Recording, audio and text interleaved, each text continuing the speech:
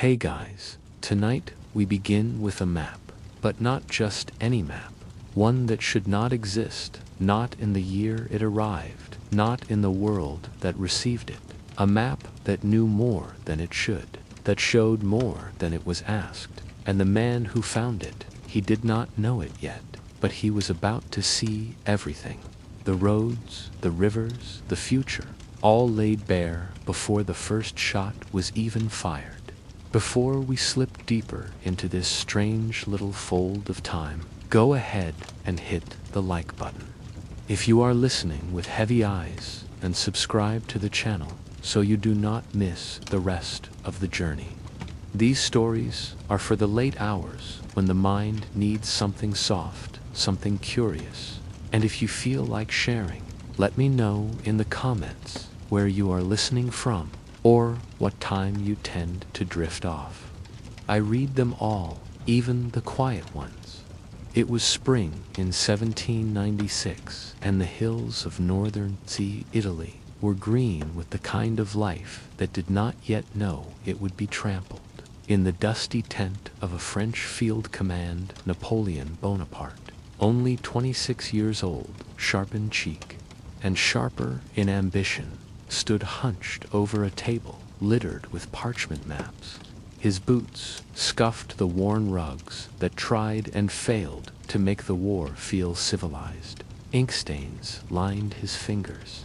They had been redrawing roads, replotting approaches, sketching where rivers bent and how best to trap Austrian troops in their own hesitation. None of it, however, had prepared him for the object that now lay before him. It did not come with ceremony, no trumpet of angels or flash of heavenly winds, just a courier, one whose name would never be remembered, setting down a flat black rectangle wrapped in an old cavalry coat, cold to the touch. Bonaparte frowned, turning the strange artifact over in his hands. It was too smooth, too clean, no seams, no mechanism, no inscription, just a dark face that reflected the canvas of his tent ceiling in unsettling clarity. Then it lit up. The glow startled him. His grip tightened, nearly dropping it. But the light steadied and revealed something impossible. Not a painting, not a drawing. It showed terrain. Hills and roads and rivers, yes, but rendered in a detail no artist's brush had ever reached. And then it moved, not in flickers, like candlelight across wet ink. The view shifted as if from above, clouds drifting, trees swaying. His eyes were locked on the glass. The artifact was showing him Italy, not as it had been drawn, but as it truly was. He pinched the edge. The image shrank, revealing even more. All of Europe lay beneath him now, each mountain traced with careful shadow, each city glowing softly like fireflies beneath a veil. He reached out again, pulled with 2 fingers, and the map obeyed, zooming closer until he could read the names of shops. Bonaparte did not breathe for several seconds. He set the object down on the table and leaned close. One gloved hand trembled as it hovered over the strange window into the world. Outside, cannon drills echoed through the hills. Officers barked orders. Horses shuffled and snorted. Time passed as usual, but within the tent the young general was looking at something that no man of his age, or any age, should have been able to see. It was not just a map. It was knowledge. Knowledge he had not earned. Knowledge not yet meant for him. It was, in every sense, an intrusion, but it was also a gift. His knees felt unfamiliar under him, as if the weight of the device had changed something in his bones. He placed both hands flat on the table, then narrowed his eyes at the screen. He began tracing the roads again, but this time not to plan his march. Not only that, he searched instead for a pattern, a flaw, some mark that would explain how this device came to him. why it chose this moment, and what it meant for the world he thought he already controlled. The hours passed unnoticed. When an aide entered quietly to report on provisions, Bonaparte did not look up. The aide spoke again, hesitated, then stepped back out. The general's silence had the weight of thunderclouds. Inside the tent, his fingers moved constantly across the map's surface. He discovered layers, toggles, and filters that shifted what the map revealed. Weather, traffic. He did not know the word yet, but he understood the image. A dense series of red lines crawling like blood vessels across the arteries of Paris. A message, perhaps, a warning. He tried it again, quieter, then shut his mouth and simply stared. That night the stars came out in fractured clusters. He emerged from the tent long enough to breathe the cold air, then ducked back inside before anyone could ask a question. His officers exchanged glances, but said nothing. He had always been strange, touched by something larger. This was just another example, but it was not. And in his private thoughts, the ones he let no one near, Bonaparte knew it. This object, whatever it was, had not been made by any hand, he understood. It belonged to a time not yet born, and somehow, for reasons he could not name it, had been handed to him. By dawn, his plans had changed. Not loudly, not all at once, but the map had shown him where supplies would bottleneck, where morale would crack, where terrain would deceive the eye. He adjusted accordingly, moved units to places they had not yet been needed. His men followed, as they always did, trusting his instinct, unaware that his instincts now carried the weight of satellite vision and 21st century precision. Victories followed, fast ones. Cities that once held out for weeks collapsed in hours. His enemies accused him of witchcraft or betrayal, but none could match the fluidity of his movements. Not even his own commanders understood how he had anticipated every move, every retreat, every floodplain and flashpoint. Only he knew, and he told no one. The object, the map, remained hidden beneath his cot when not in use, wrapped again in the old cavalry coat. He feared its glow would be seen through canvas. Sometimes in restless hours he would unwrap it just to watch the light return.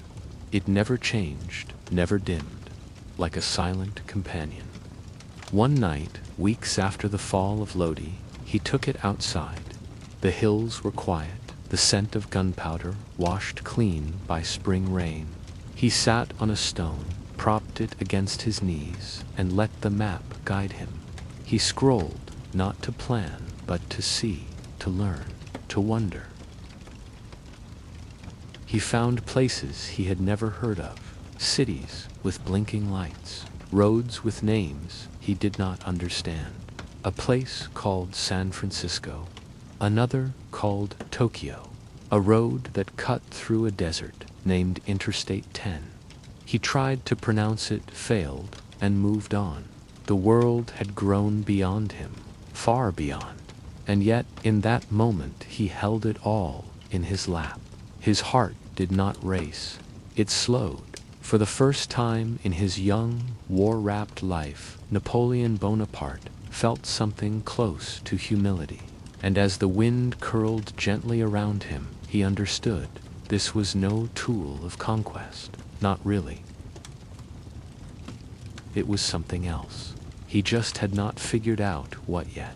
The wind that moved through the hills near Lodi that evening had a kind of gentleness to it, brushing against Napoleon's coat like a reminder that spring was not entirely lost to the machinery of war. The map glowed in his lap, steady and silent, showing roads no French engineer had ever paved bridges. No empire had yet built cities that gleamed with lights not born of flame. His gaze wandered across the terrain, not for tactical gain this time, but for curiosity, that quiet, indulgent kind that creeps in only when the day has burned itself out. He did not know if it was night or early morning. The sky above was pale but soft, and the clouds drifted without urgency. His eyes returned to the device, to the web of gray threads that spun across the green valleys of Italy. They were not just guesses. They were not approximations or the rough scratches of a hurried scout. These were exact, real, fixed, as if the land had offered up its secrets, not to the boots that trampled it, but to this glass artifact that asked nothing in return but to be touched. In the days that followed, he stopped using the old maps entirely. No one noticed at first. His aides still brought them in, laid them across his desk, smoothed the parchment corners with the reverence owed to old knowledge. But they remained unopened, gathering dust, while Napoleon's eyes stayed fixed on the black rectangle beside his cot. At night, he studied the elevations. He zoomed into valleys where he suspected Austrian columns. Might Hyde traced the ridgelines where cannon fire might echo to his advantage. He memorized the way water ran after a storm, how a bend in the river might conceal a crossing if approached from just the right angle. By the time he walked through the camp the next morning, his orders came fast and without explanation. He named villages. No one had heard of ordered marches that looked absurd on paper, but by dusk always made sense in retrospect. His generals called him inspired. Some whispered of visions of divine intervention, of something ancient stirring in the blood of this young Corsican commander. He neither confirmed nor denied. There was no need. Their faith in him had already hardened into something unshakable. And yet, inside his tent, in the small hours when his candlelight flickered too much for comfort, he did not feel like a prophet. He felt more like a man standing in a dark room holding a lantern. He did not build, unsure who lit it. The device, the map, never changed in design, though he half expected it to. It remained cool, slender, always glowing with that soft, unnatural hue. Its battery, if such a thing even existed, did not waver. No wire, no crank, no fuel, just constancy, like the stars, but closer. Sometimes late at night, he would press his palm against the back of it, searching for warmth, for some sign of life. It never answered, but it never left him either. In the hills near Verona, he planned a maneuver that had no precedent in any military manual. Using the map, he identified a series of footpaths, old Roman traces long abandoned, which curved behind a limestone outcrop and joined a forgotten carriage road just north of the Austrian supply line.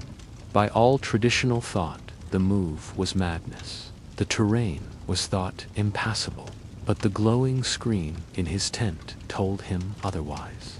The lines were there faint but clear, like veins beneath skin.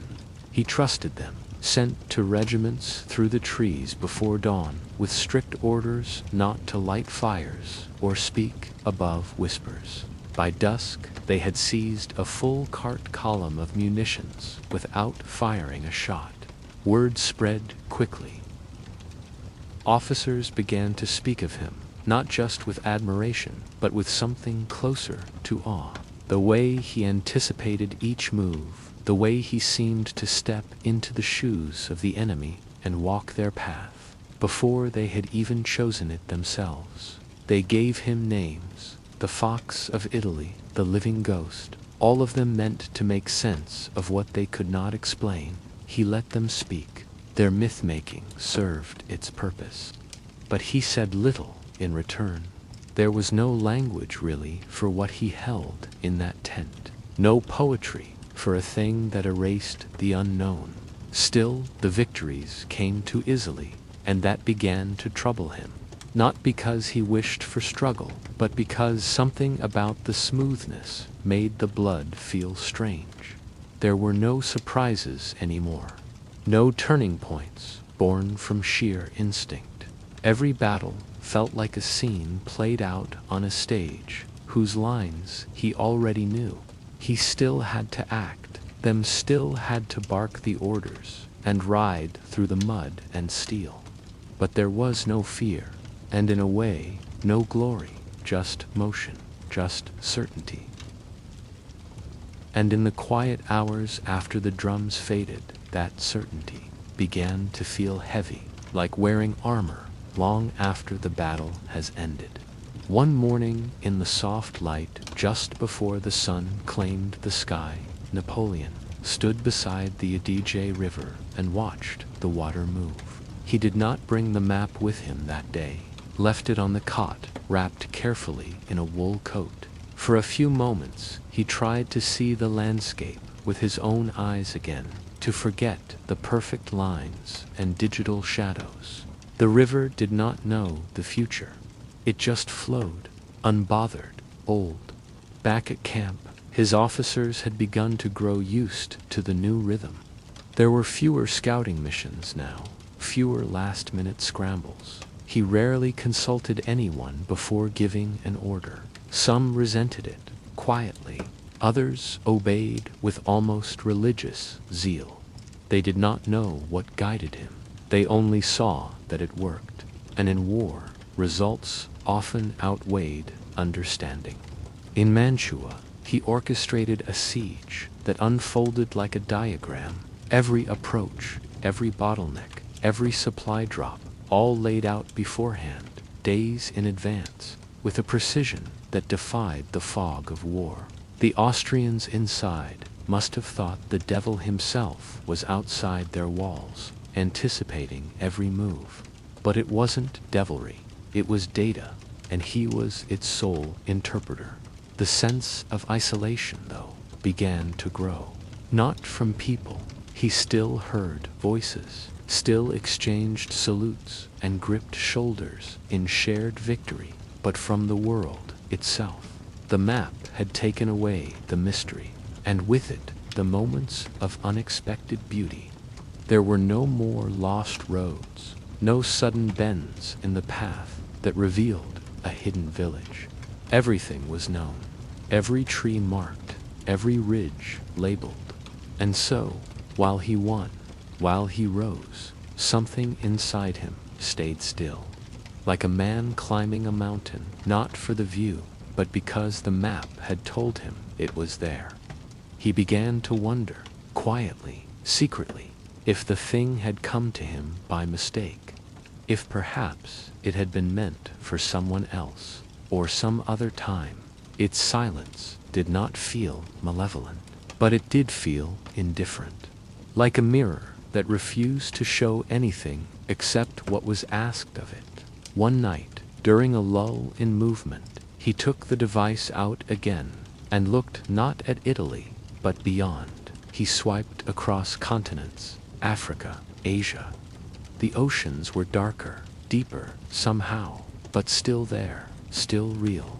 He zoomed into a coast labeled California and saw street grids etched across dry land. He wondered who lived there, what language they spoke, whether they fought wars too. The names felt soft in his mouth: Santa Clara, Pasadena, Long Beach, as if spoken through a dream. The candle beside him sputtered, but he didn't notice. He kept scrolling through cities that hadn't yet been born, through streets not yet paved, through futures he would never touch. And when the sun began to rise again, he closed the map and set it beside his cot. For the first time since receiving it, he felt no urgency to look again. Not because it had lost its magic, but because something within him had begun to wonder whether magic, once known too well, stops being magic at all. But the campaign continued, and so did the roads, already drawn, already waiting. The winds off the Mediterranean were warmer now. It was pale blue and generous, stretching far across the horizon, like parchment waiting to be written on. Beneath his feet, the sands whispered instead of crunched, and ahead of him, the great land of Egypt opened wide, silent, ancient, and unknowable. Every road, every ridge, every inch of desert terrain was outlined in delicate digital threads. It gave no sound, no warning, but it said one thing very clearly: you are not lost. And so, for a time, he believed that. The march toward Cairo began under stars. The map showed the Nile's curve long before it could be glimpsed with the naked eye. It traced every minor tributary, every oasis specked along the way.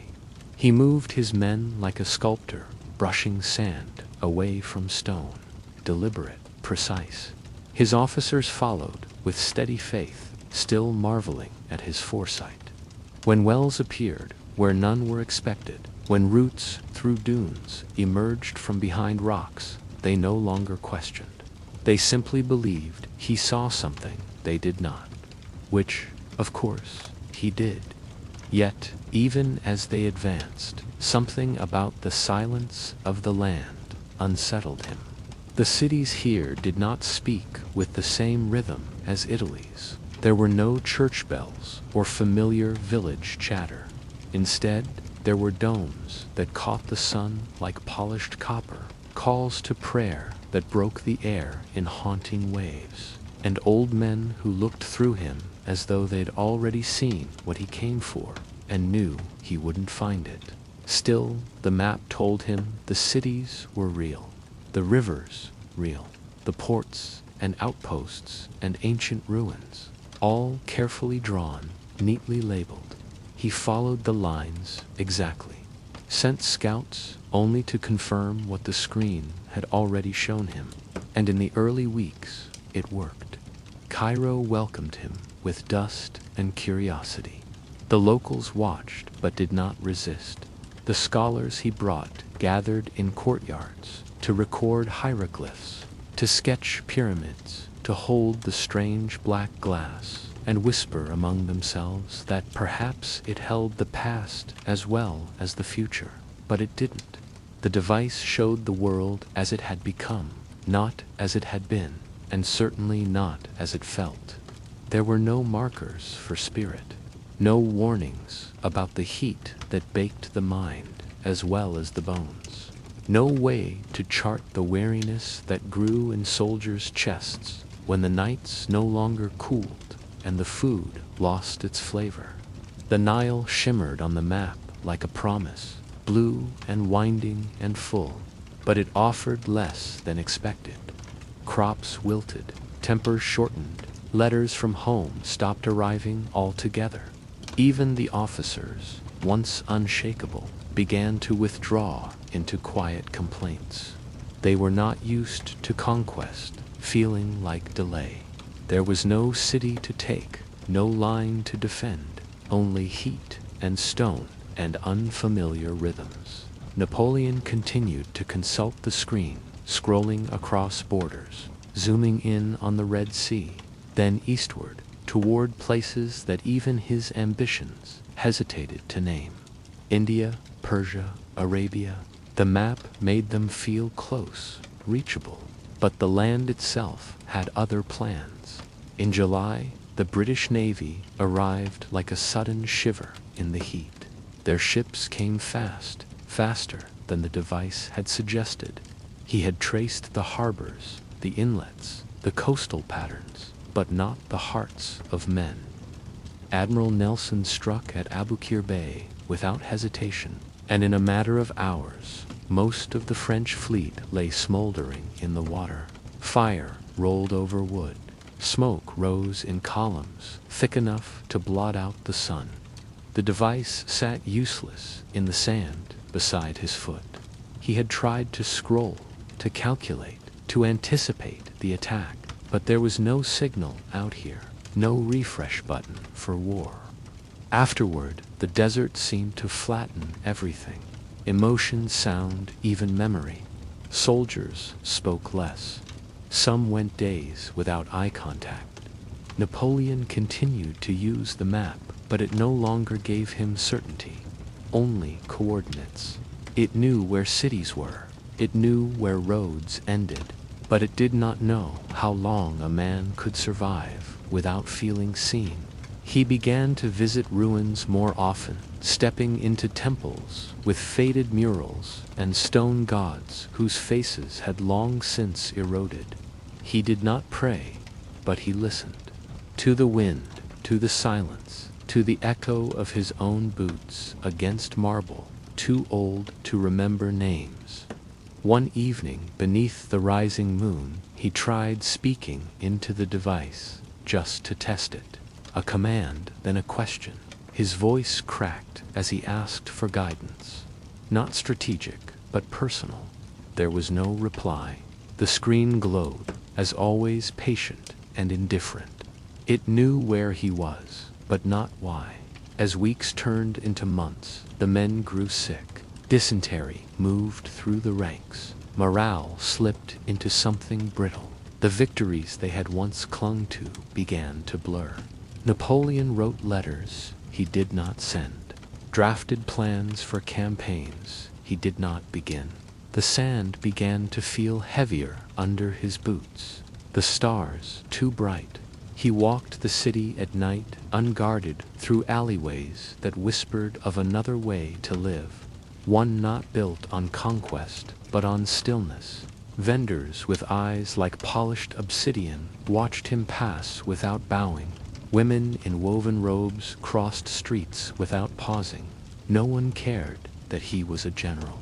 No one asked for anything. And in that quiet indifference, he felt more known than he had in months. But he could not stay there, not in that version of himself. The device still whispered of movement, and the pull of home, of France, of Europe, of legacy, still tugged at the edges of his sleep. So he ordered a return. Difficult, uncertain, and not sanctioned, but necessary. He left most of the army behind, promised them he would return, promised more than he could explain. Some believed him, others only saluted. On the voyage back, the sea was calm but slow. He watched the map the entire time, not for direction, but for comfort. The coastlines were familiar again. The routes curved in gentle gray arcs, reassuring in their sameness. Yet his hand trembled slightly each time he touched the screen, because now he knew knowledge could be exact but not complete. Information could tell you where the rocks were, but not where the pain would land. By the time France appeared again, its outline was already waiting for him on the screen. But the man who stepped onto the shore was different. Not broken, not weakened, but aware of limits, of silence, of the difference between seeing a thing and understanding it. He would never stop using the map, but from that moment on, he would begin listening more closely to what it could not say. The sails tightened in the wind, and the French coast slowly thickened into shape along the horizon. He stood near the bow coat, buttoned against the salt air eyes, fixed not on the waves or the seagulls that circled above, but on the glass rectangle in his gloved hand. It had been silent during most of the return journey. No signal, no updates, no data to interpret. Just a dark, inert surface that mirrored the sky in faint blue-gray streaks. But as they neared Corsica's northern flank, faint pulses began to return. A road blinked back into visibility, then a city, then the entire shape of the mainland, unfolding like a secret he already knew by heart. There was no fanfare at the harbor, no flags waving, no crowds shouting his name that suited him. The general, the man who had walked beneath Egyptian suns and watched a fleet burn in Abu Qir Bay, preferred the silence now. It was easier to think when no one was watching. The few companions who had accompanied him across the sea disembarked without ceremony, scattering like shadows into the city's S-veins. Their faces were tired, drawn by defeat and hunger, but none of them dared ask what would come next. They all understood that something had shifted, not in their country, not even in their war, but in the man they followed. Napoleon Bonaparte no longer looked for direction in letters or maps or whispered rumors. He had a device that outlived the need for guesswork when it hummed back to life, brighter with each step inland. He resumed his study of France, not as a patriot or a soldier, but as a quiet architect. Paris was waiting, and more than that, it was open. The capital did not wear its decay openly. Its buildings stood tall, its boulevards still swept, its lamp posts still lit, but the real signs of rot were softer. Conversations dropped to murmurs in cafes where debates once rang with conviction. Bread lines twisted longer through alleyways that used to carry music. The people looked not to the government, but to each other, searching for steadier eyes. The Directory had become a ghost, not absent, but irrelevant, and that absence of force left something else behind: opportunity. He moved through the city as if reading a score only he could hear. The glowing screen in his hand no longer guided soldiers to high ground or avoided marshes during marches. It showed heat maps, clusters, side streets where the crowd thickened on Thursdays, a pattern of footfall outside a police station in the Marais, the exact moment traffic would swell near the Place du Carousel. It did not tell him how to rule, but it showed him how power flowed, in shapes, in density, in the quiet rhythms of a capital too weary to protest, but too tense to rest. Where others might have hired spies, the Corsican used pixels. From a dimly lit corner apartment, not far from the Palarial, he began to observe the city in ways no general or minister ever had. He watched how shopkeepers arranged their goods when flour prices changed, which quarters emptied out faster when rumors of taxes spread, where the carriages of noble families parked during evenings, and which paths servants took when sent out to buy wine or whispers. The screen was not magic. It did not lie, but it saw. Each evening, long after the candles guttered out and Paris fell into the hush of sleep, he spread parchment on a broad desk and traced over what the device had shown. Not every movement mattered. Not every square pulsed with potential, but the paths between them, those mattered more than anything. He circled them gently with pencil and later returned with ink. The next morning, he walked them in silence, coat drawn, tight boots, quiet against the stone. No one stopped him. No one noticed. That was the brilliance of it all. And while the newspapers speculated on returning monarchs, while generals debated alliances, he merely watched, listened, logged. The information the glass provided was not always precise. At times, it jumped decades ahead, revealing neighborhoods not yet built or rivers rerouted by machines that did not yet exist. But even these errors were useful. They gave hints, like distant thunder signaling where the storm might one day land. He did not act quickly. That would have betrayed too much. Instead, he drifted through salons where philosophers still clung to powdered wigs and half-forgotten Enlightenment ideals.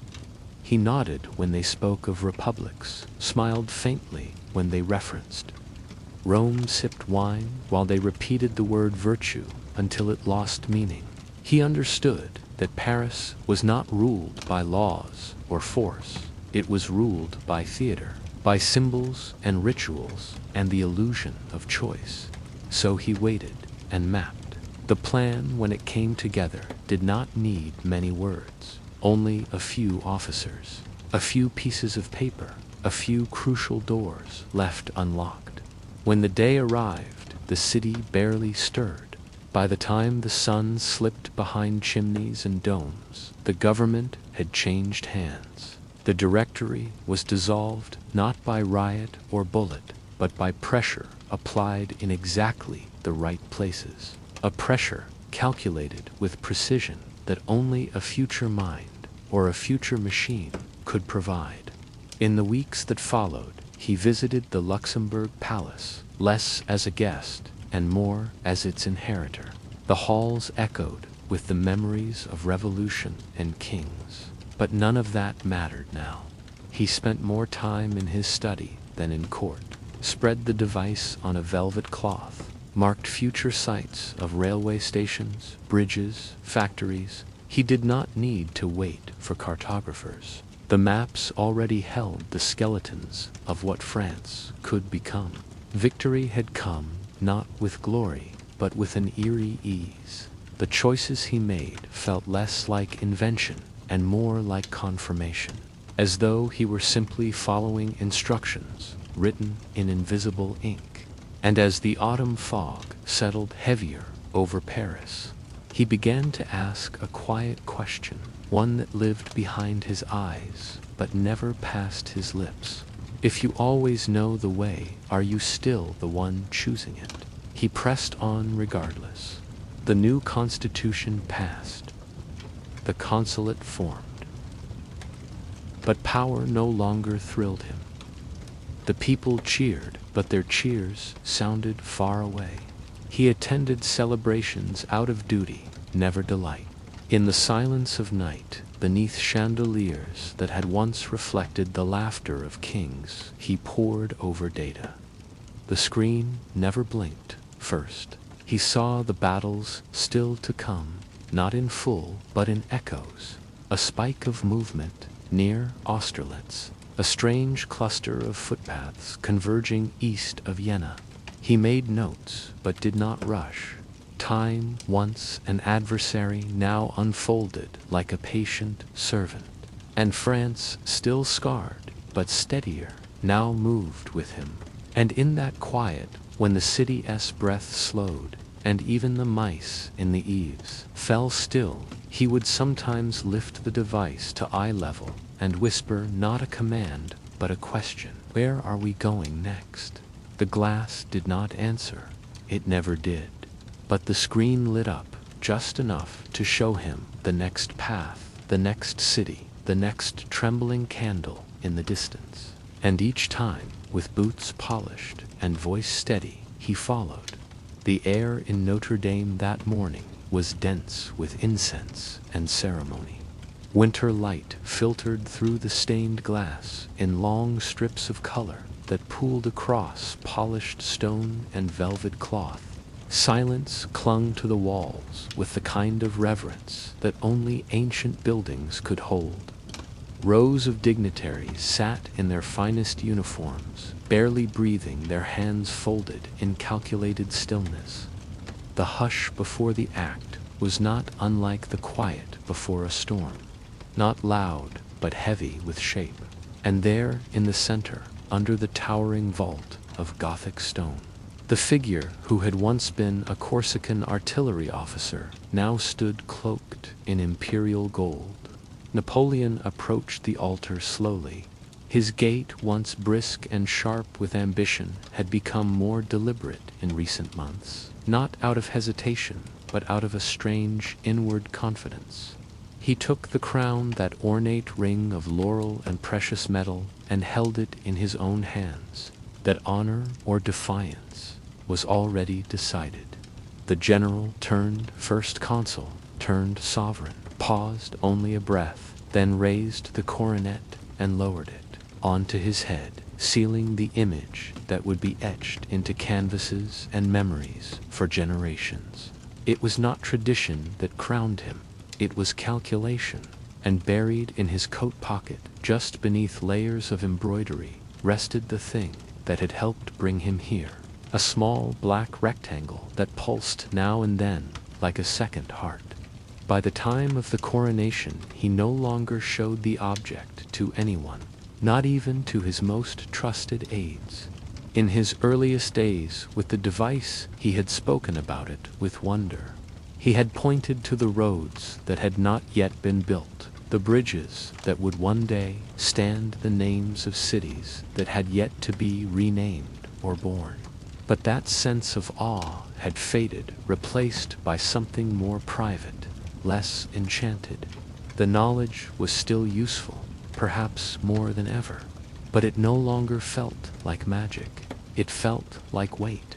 Back in his private chambers, well after the festivities had concluded, he would lay the device on a table beside his maps, not out of need, but habit. Sometimes he tapped it just to see the familiar grid appear. Roads that had not changed, cities still standing. The satellite view offered a kind of reassurance that no spy or minister could provide. There were nights when he stared not at France, but at the world beyond. Ports in Africa, rail lines in India, coastlines of distant continents he had never touched. The map gave him options, possibilities. And though he had risen on the strength of his ambition, it was that quiet access to information that allowed him to shape the empire with such uncanny foresight. In matters of infrastructure, there was little room for guesswork. He adjusted postal routes not because messengers complained, but because he had already seen where traffic would thicken. Bridges were reinforced in regions where flooding would become a problem decades later. Cities received wide boulevards, not for beauty, but to prepare for patterns of congestion no one yet imagined. He rearranged France the way a sculptor chips at marble, not searching blindly for form, but tracing lines he had already glimpsed beneath the stone. Reforms came fast, often before the ministers had time to draft objections. They called him decisive. Some said he was ruthless. But what they did not know was that every plan had already been walked in his mind hundreds of times over with digital clarity. There were limits, of course. The map showed terrain, it showed buildings, roads, outlines, but it did not show hearts. It did not explain loyalty or love.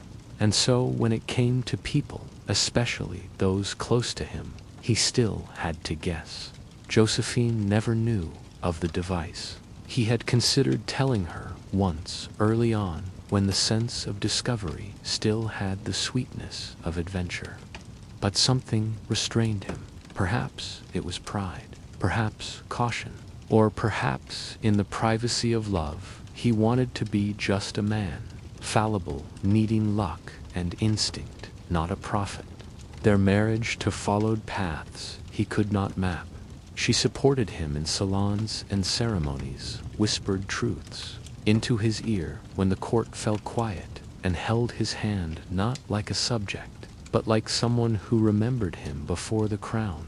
Her presence grounded him more than she realized. The roads he built across France were not only for armies. They became veins of commerce and culture. Villages connected to towns. Towns grew into cities. Trade moved faster. Ideas moved further. And all the while Napoleon watched from the center, reading patterns in the same calm way a gardener reads the seasons. He did not always interfere. Sometimes knowing was enough. But when he did act, it was swift and sure, as if the nation was playing out a script he had memorized in advance. Those who opposed him often found themselves outmaneuvered before they had even begun. Foreign leaders grew suspicious, not just of his ambition, but of the speed with which it bore fruit. Prussia whispered of witchcraft. Austria accused him of having spies in every city. Russia, though distant, began to take notice not only of his borders, but of the silence with which he expanded them. And yet none could prove anything. There were no intercepted letters, no decoded plans, no turned agents. just the quiet hum of reforms that always seemed one step ahead of resistance. In truth, they were not wrong to be wary, but the truth was stranger than their fears.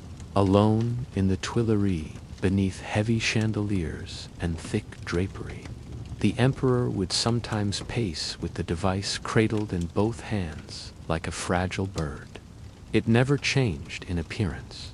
Its glow was steady. The glass never cracked. The battery, if it had one, never failed.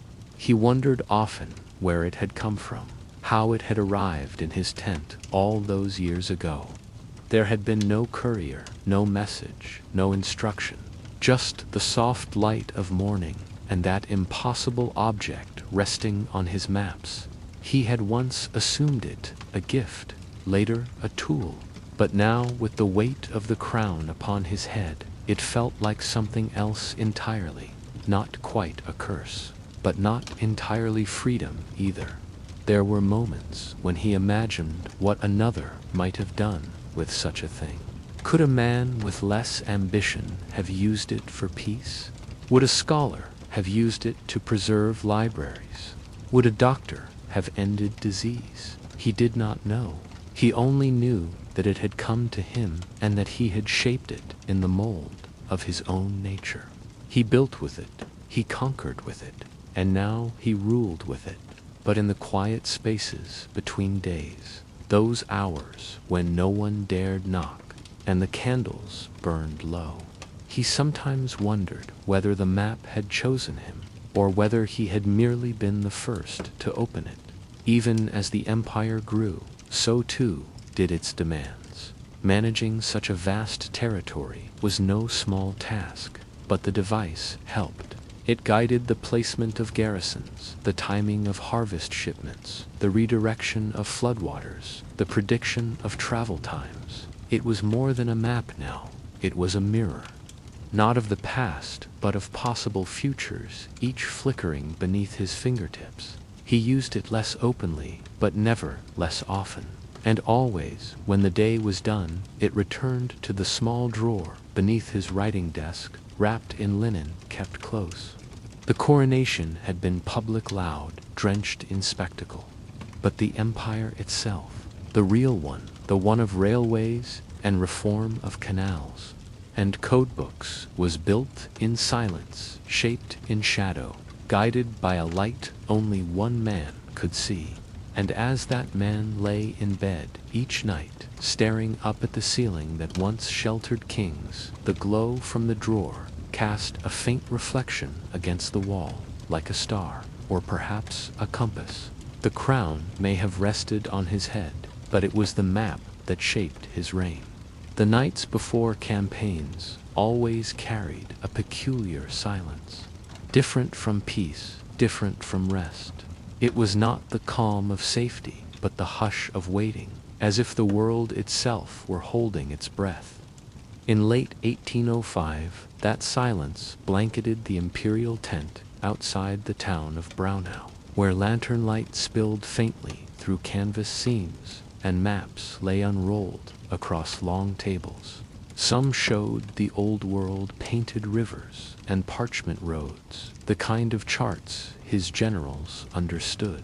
But at the far end of the table, separate from the others, rested something else. A small glass pane, no larger than a dinner plate, glowing with a cold, constant light. While aides traced borders in ink, Napoleon traced them in pixels. He no longer looked upon the device with wonder, nor with fear. Familiarity had dulled both. Roads emerged beneath his fingertip with unnatural precision, winding like veins through forests and hills.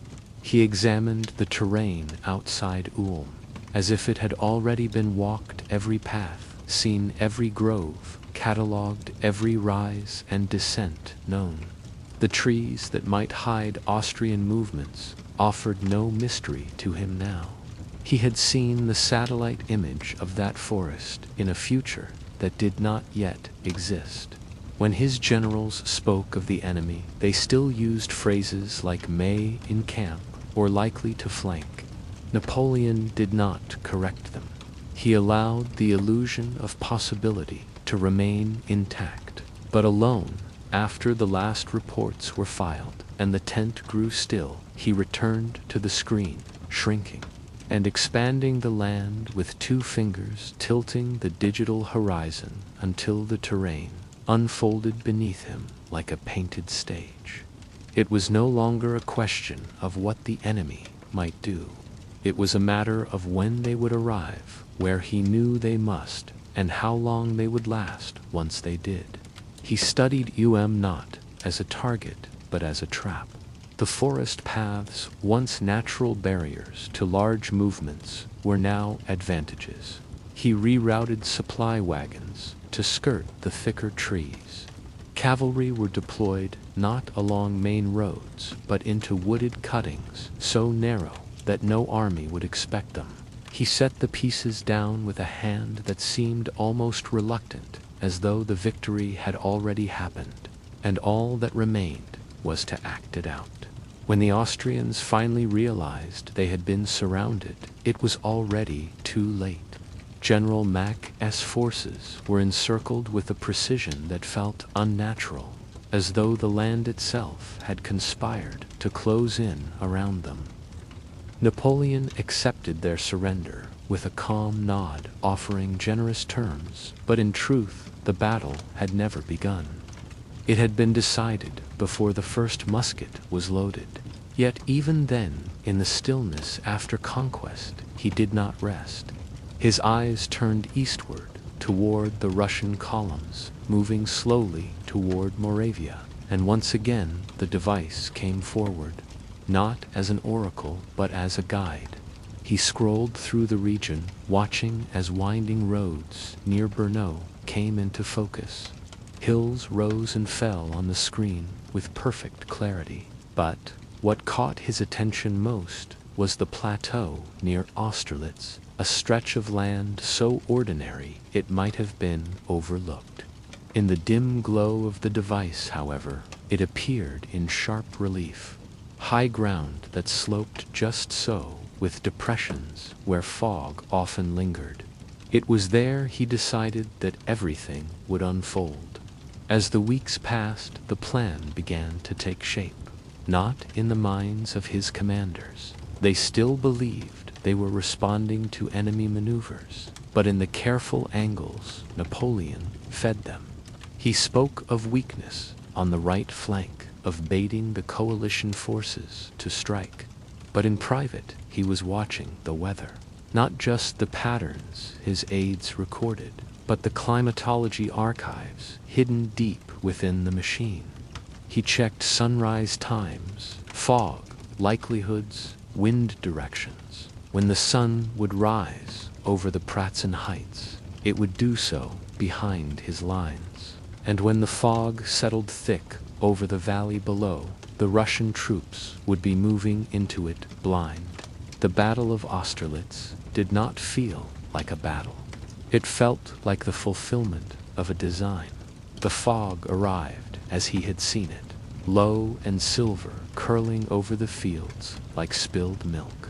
His troops moved in silence across roads they had rehearsed in advance, each turn, each crossing already etched in memory.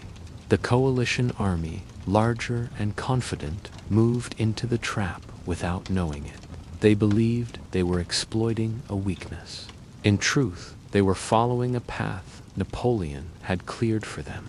When the sun finally rose and its light poured down onto the Pratzen Heights, it revealed not a retreating French army, but an elevated force in full strength, poised to strike. Later men would call it genius. They would say he possessed a sixth sense for war, that he anticipated movement with eerie accuracy, placed troops with divine intuition. They were wrong, of course. There had been no guesswork, no divine spark, just data, quiet, certain, and absolute. The ice on the lakes had cracked, as expected, beneath retreating Russians. The supply lines had held. The flanks remained intact. Napoleon did not need to feel proud. He only felt sure. Still, despite the triumph, there was a growing unease, not on the surface.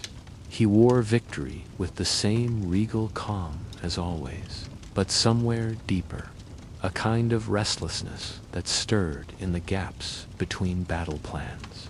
He no longer wondered whether a campaign would succeed. That part was settled long before the armies moved. What troubled him now was a different question entirely. If he already knew the roads, the movements, the outcomes, what remained of choice? The device, once a window to wonder, had become something colder, more clinical. He missed the days when he had to listen closely to reports, when scouts returned with frantic stories of enemy movements, and he was forced to weigh options, to guess, to feel his way forward. Now there were no questions, only confirmations.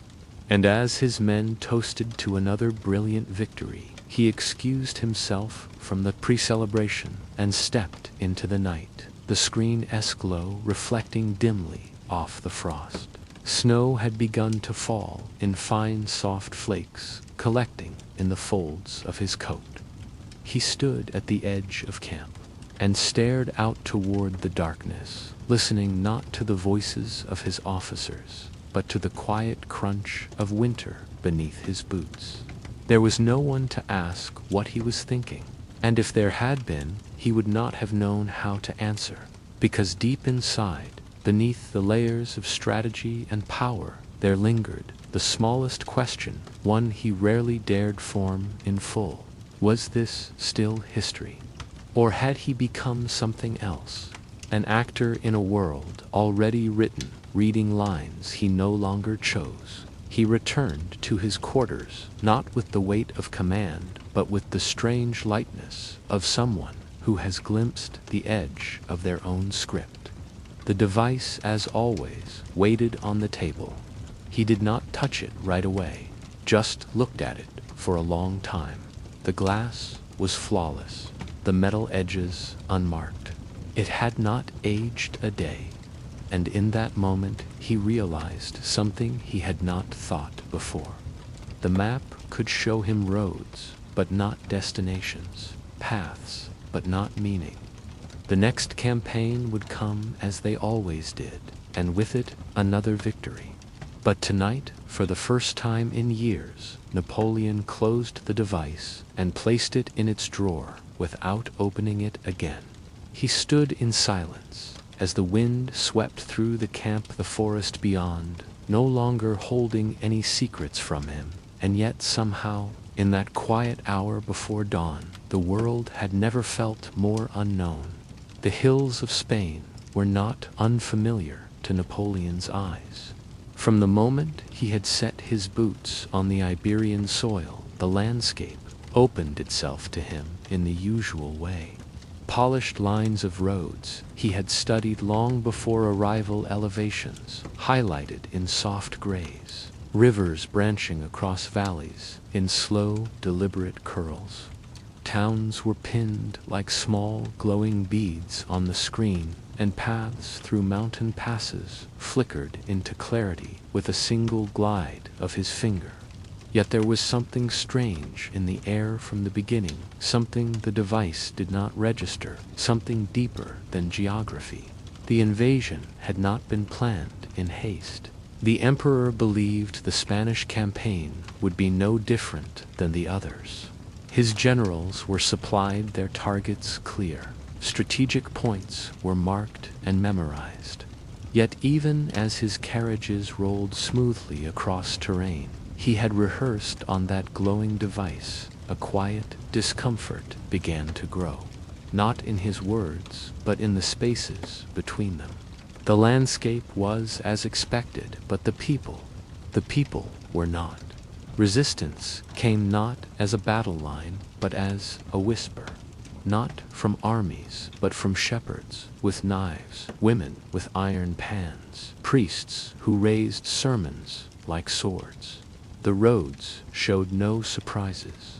Each ambush occurred exactly where it had been forecasted, and yet somehow knowing the place never softened the blow.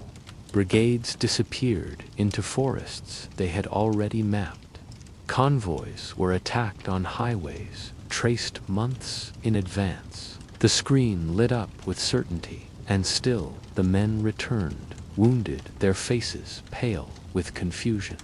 Marshals spoke in circles, trying to make sense of what they had seen.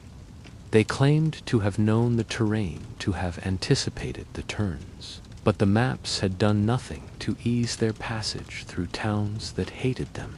There was a kind of fury in Spain that did not announce itself in movement. It pulsed beneath the cobblestones, curled in the smoke, rising from farmhouses, lingered in the stillness before a shot was fired. The device, so precise, so powerful, offered no warning for that. Napoleon spent evenings alone in his field quarters, the glass screen cold beneath his fingers, zooming endlessly into villages already burned and rebuilt. He searched for patterns, expecting, perhaps, to see the same loops of failure he had once turned into victories. But Spain did not follow the old rhythms.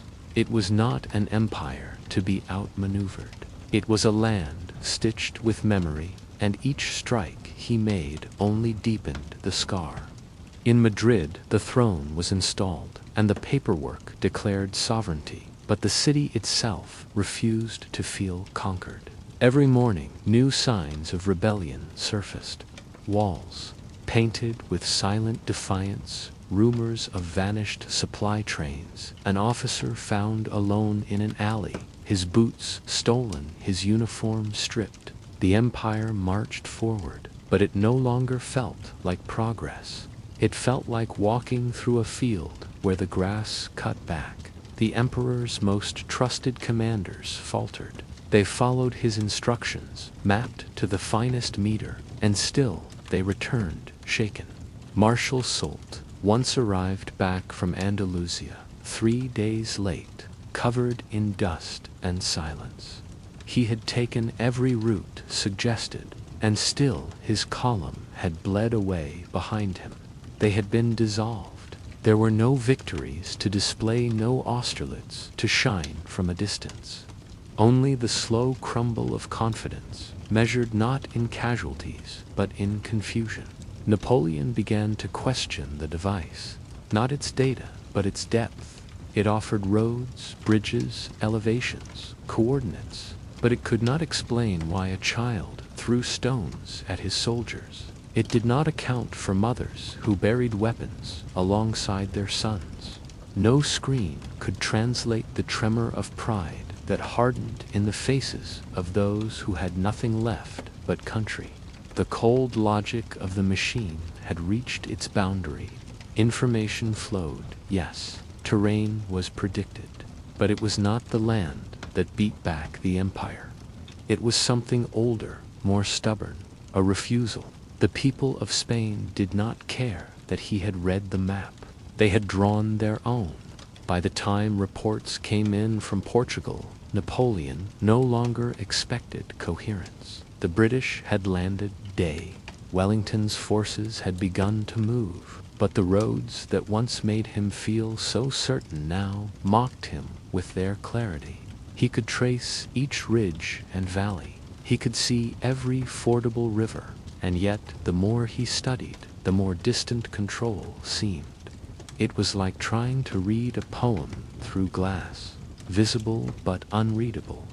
One evening, after a particularly bitter dispatch from Marshal Victor, the emperor turned the device off entirely. He let his tent fall into shadows and listened instead to the sound of rain.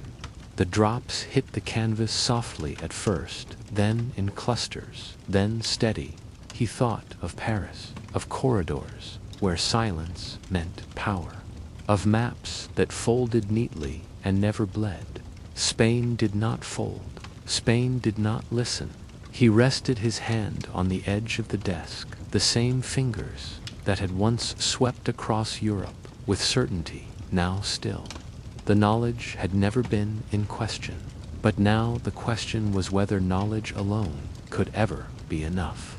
The Spanish countryside had laid bare the limit of his reach, not in distance, but in understanding. Even Joseph, his brother, placed awkwardly upon the Spanish throne, could feel it. Though surrounded by titles and protocol, he remained a ghost ruler. The people saw no crown on his head, only a shadow. There was no path to loyalty there, no road to gratitude. The map did not show the places hearts lived. The campaign dragged on, not in defeat, but in disintegration. And with each day, Napoleon watched something he could not name slip through the cracks of his empire. The screen still worked. The images still appeared. But they no longer answered the questions he carried. They simply repeated what he already knew. Roads, terrain, timing, nothing more. In the final weeks of that bitter year, the emperor walked once through a captured town with no escort. The village had been taken, cleared, pacified. But as he passed, shutters closed, doors clicked shut. A woman leaned out to collect laundry, and then froze when she saw him. No salute, no fear, just eyes that did not look away. He kept walking, unsure why her gaze stayed with him for so long after. Later, back in his quarters, he sat with the map open beside him, a single candle casting long shadows across the glowing screen. For the first time, he did not move the image. He did not scroll or zoom or trace. He simply looked at it and saw what was missing. There were no eyes, no hands, no hunger, no anger, no child wrapped in a wool shawl watching soldiers with suspicion, no grandfather who whispered names of old kings before sleep. The map had roads. It did not have people. And so, for the first time in many years, Napoleon closed the device without using it and let the darkness fill the room. He listened to the wind against the canvas walls. He listened to the silence between victories. And somewhere beneath it all, he began to understand that no matter how far the empire stretched, it would always find its edge, not at the borders of land, but at the borders of love and fury and the quiet, unsolvable depths of the human heart. The air changed as the army moved east, not suddenly, not all at once, but in slow degrees, like watching a candle shrink instead of seeing it extinguished.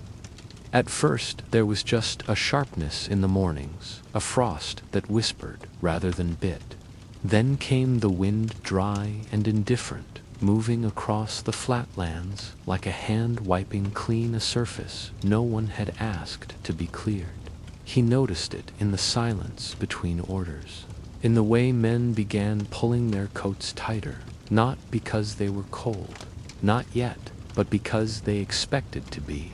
They felt the future in their bones before it arrived in their lungs. From his tent, the emperor examined the familiar screen. His fingers glided across the glass, as if reading Braille. The route from Vilnius to Moscow was drawn with perfect lines, as always, smooth, unbroken veins stretching across the pale skin of the continent. Every road, every rail junction, every bridge spanning icy water was neatly annotated. No unknowns, no shadows. That was the promise, or so it had always seemed. But the further east he looked, the more the map began to feel unfinished, not in its markings, which remained precise, but in its tone. There was something silent about it, a kind of emptiness that had nothing to do with scale. The campaign had begun with its usual confidence. Columns of infantry stretched along roads so straight they seemed drawn by hand. Couriers darted ahead like sparks leaping from a fire. The supply wagons rolled at measured intervals, never too close, never too far. It was the kind of order only Napoleon could summon, the choreography of ambition made visible in the dust and hoofprints of tens of thousands of boots. And yet, with every mile deeper into Russia, the confidence grew thinner, stretched like butter across too much bread. Villages appeared where the screen had promised. Crossroads matched the satellite view exactly. But the people were not where he expected them. Fields lay fallow. Barns stood empty.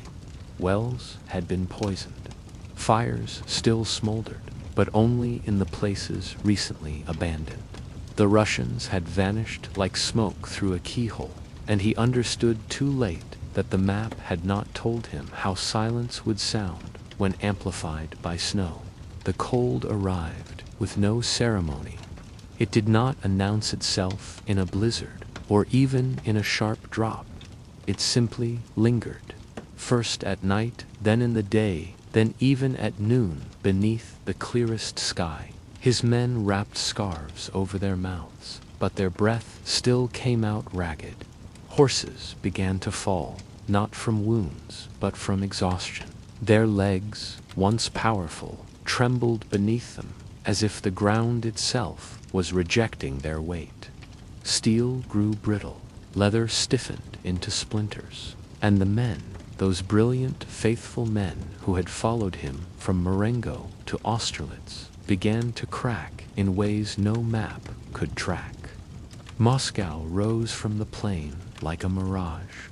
He recognized it immediately, not from sketches or dispatches, but from the digital view he had studied night after night. The streets arranged in uneven spirals, the river curling close like a lazy cat. It was all there, just as the screen had shown. And yet it was not. The city was not conquered. It had been left behind, set alight by its own citizens. Flames licked through timbers that had once held up homes, marketplaces, churches. Even from a distance, the smoke bore the scent of finality, of something burned not in error, but in protest. Napoleon stood at the edge of the city and understood that victory in this place had become a kind of defeat. He had reached the coordinates, yes, arrived at the destination plotted weeks earlier. But there was no triumph waiting for him, no officials to surrender, no keys handed over, just ruins, hot and empty, like an invitation that had been retracted after the guest had already crossed the threshold. The retreat began not with a command, but with a collapse. Supplies ran low. The foragers returned empty-handed. Wolves circled the perimeters at night, drawn not by weakness, but by inevitability. The temperature dropped again, as if testing what still lived. And through it all, Napoleon kept the device close, not for guidance, not anymore, but for something else. Perhaps he hoped it might tell him what the snow would not, that there was still a route untouched by suffering, that some path remained that did not end in frostbite, or broken wheels, or boots abandoned like coffins in the mud. But the screen remained unchanged. Its brightness no longer reassured him. Its neatness felt insulting. The roads were still there, glowing faintly beneath his touch, indifferent to what had become of those who walked them. They offered directions, but not escape. He zoomed in on rivers, now frozen over, on forests, now stripped of firewood. He looked for hope and found data, the same data that had once felt like prophecy. At night, in what little shelter he could find, the emperor slept beside the screen. He no longer studied it. He simply watched, as if waiting for it to admit its failure. Around him, officers whispered of morale, of frostbite spreading too quickly, of battalions reduced to memories. They asked him what to do. He nodded, sometimes gave orders, but inside a new thought had begun to form, that perhaps the future had never belonged to the man who could see it, that maybe knowledge, when to complete, was its own kind of blindness. Crossing the Berezina River was not supposed to be a disaster. On the screen, it looked simple. A bend, a span, a brief pause before continuing westward. But by the time they reached it, nothing was simple. The river was half frozen, treacherous with shifting ice. The enemy pressed from behind. The remnants of the Grand crowded the banks like ghosts, afraid of drowning twice. Makeshift bridges collapsed under their weight. Screams echoed in the whiteness, vanishing into the wind as if ashamed of being heard. Napoleon did not cry, he did not curse. He simply stood still and watched the map. Then he turned it off. From that day onward, the device remained in his coat, but he did not consult it. Not when deciding which villages to pass through. Not when choosing where to camp. Not even when he found himself alone for a night in a half-buried barn, sharing the dark with a dying mule and a corporal who had forgotten how to speak. The silence was cleaner without the scream, sharper too. It cut through the illusion. As they reached the edge of Russian territory, what remained of the army no longer resembled soldiers. They were wrapped in rags' faces, hidden beneath soot and frost. Their medals had been bartered for bread. Their rifles were clubs now. The discipline that had once made them unstoppable had dissolved into a simple need to keep moving, to see another day, to stay warm enough to feel pain. Back in France, news of the retreat moved slower than rumors. There were still those who believed he would return victorious, that the Russian Tsar had capitulated, that Moscow had been taken and held. But the truth, like the cold, could not be delayed forever. It arrived with the survivors, skeletal, silent, older by decades, who stepped down from carts and trains and simply knelt on French soil, unsure if they had truly left the snow behind. The emperor himself returned, thinner, quieter eyes, ringed with something sleep could not remove. He no longer carried the device in his hand. It remained hidden, buried somewhere in his private chambers. He did not discard it, could not bring himself to, but something had broken. Not just in the campaign, but in the belief that knowing the road was the same as walking it. In the evenings, he sat near the hearth and stared at maps drawn by men who still used ink. Their imperfections comforted him. Their guesses felt honest. He traced borders that were wrong, distances that were off by miles. And for the first time in years, those errors felt like mercy. And outside winter still lingered. The fire had gone out long before the logs finished burning. It left only warmth in memory, a fading heat in the bricks, not the air. Napoleon sat beside the hearth, in silence, the outline of his coat hanging limp over a chair. The boots still crusted with Russian ice, leaning against the wall like relics from an older life. The room smelled of damp wool and ash. Outside, a faint wind stirred the courtyard, lifting the dead leaves into patterns that never held. He did not rise to meet the dawn. He simply waited for it to pass. Word came slowly at first, in whispers that barely crossed the channel, then in louder tones that echoed from Vienna and Berlin. Prussia moved again. Austria stepped back from its brittle pact. Even the air in Paris had begun to change. It was not rebellion, not yet, but it carried the weight of suspicion, and he had learned in the hardest way that suspicion, once seated, never stayed dormant for long. Those who once knelt now stood straighter. The glances that once waited for permission now flicked elsewhere, toward allies, toward enemies, toward the ground.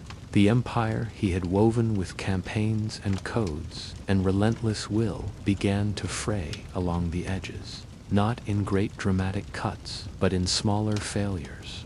Couriers arrived late. Reports contradicted themselves. Supplies vanished mid-transport. His instructions, once executed like gospel, now circled back with hesitation scrawled in margins. Maps still lay before him, glowing complete, sharp with clarity. The device had not changed. The world around it had. He could still chart troop positions, still trace rail lines through the Alps, still pinch and scroll to view distant ports in Portugal. But he no longer trusted that knowing was enough. There had been a time when the map had thrilled him. In Italy, it had made him bold. In Egypt, it had humbled him. Through France, it had carried him like a current no one else could see. He had used it to anticipate riots, to monitor roads before a single hoof touched them, to choose battlefields days before his opponents guessed at their importance. But now the device no longer felt like a secret weapon.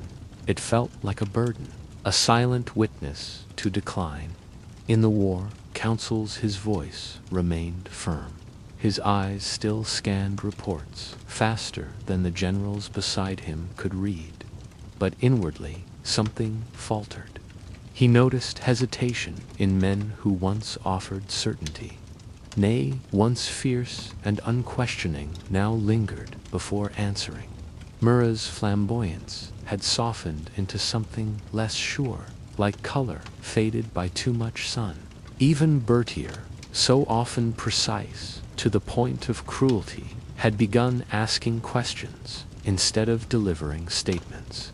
Their faith was eroding, not because the maps failed them, but because the man holding them no longer inspired belief. Napoleon sat alone, more often the glow of the device painting pale light across his fingertips. He no longer moved it with urgency. Instead, he stared, studied old routes he had once taken, replayed campaigns not to plan the next one, but to remember how it had felt to win without doubt. The screen still offered answers, but he had stopped asking the right questions. No matter how far he zoomed in, the device did not reveal thoughts. It did not warn him when a general's loyalty was beginning to tilt. It did not show the slow erosion of faith in the salons of Paris, or the growing warmth with which the public now spoke of the Bourbon name. Fontainebleau felt colder than Moscow. Not in temperature. The air there was crisp but tolerable, but in the stillness that hung within its walls. The corridors did not echo, they listened. The mirrors did not reflect, they judged. The very tapestries seemed to pull away from him as he passed, as if fabric too could sense when power was in retreat. His aides walked beside him without sound. No one laughed anymore. Orders were issued in tones that sounded more like requests. Every step he took in that palace reminded him that greatness once surrendered rarely returned in the same shape. It was not the loss of land that undid him, nor even the loss of soldiers. Those had always been part of the cost. What broke the structure was the invisible shift, the soft, almost imperceptible tipping point, when those around him began to imagine a world without his presence at the center of it. The map could show borders and roads and armies. It could even highlight satellite views of fortresses and cities, but it could not forecast dreams. And the dream of Napoleon, the myth that had held an empire together, was beginning to flicker. He looked again at the device in those final days. Not for guidance. He had stopped trusting it to offer that, but for comfort. Like an old portrait of a younger self, it reminded him of what he had been. He scrolled through cities he would never visit again, fields where flags had once flown, now indistinguishable from farmland. He tapped through places with familiar names that no longer belonged to him. The screen glowed as faithfully as it always had, but he noticed now just how cold the glow really was. When his marshals gathered in private, their words had softened into euphemism. They spoke not of surrender, but of transition, not of defeat, but of redirection. He knew the language well enough to understand what they truly meant. The loyalty they once owed him as soldiers had transformed into something quieter, something more practical, the sort of allegiance one gives to a closing chapter, not an open one. They did not hate him, but they had begun to plan for the world after him. Exile was not unexpected, not even unwelcome. He accepted it without protest. What stunned him was how quickly the machinery of power reassembled itself without his hands at the helm. The ministers reshuffled, letters were written, honors were retracted or reassigned. Ships moved across the channel, not with sorrow, but with efficiency. It was as though the system had been waiting for his absence. And as he stepped aboard the vessel that would take him from France, the former emperor did not look back. He looked down into his coat pocket where the device still rested. The boat rocked gently. The sea, for all its vastness, felt less uncertain than the cities he had just left behind. He turned the device over in his hands. For a moment he considered throwing it into the waves, to let it sink where no one could use it again.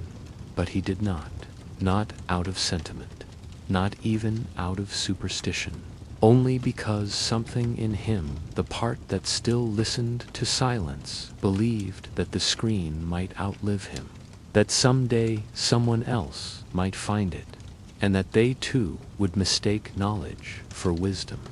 The wind moved over the water, soft and low. He felt its chill, not in his bones, but in his memory. And somewhere on the horizon, the island waited. The morning light on Elba was different from the sun in France. It did not rise with the urgency of a battlefield or warm the stone-like Parisian spring. It moved more slowly, stretching itself across terraced hills and empty olive groves, as if unsure anyone would notice. For most men, exile might have meant stillness, but for the former emperor, it became something else entirely. Each morning, the same set of hills greeted him, and the same sea air came in through the windows, yet his eyes were never resting. They wandered over the horizon, through the corridors of memory, and always inevitably to the screen that still glowed faintly beside his bed. The device had not dimmed. Its battery, or whatever strange current powered it, had not faltered once. Months had passed, and it remained unchanged, as faithful and unreadable as the stars. He tapped it out of habit more than hope, but each time it still responded. The world beyond the island remained available to him. The movements of ships, the lines of roads, the swelling neighborhoods of Marseille and Lyon and Toulouse.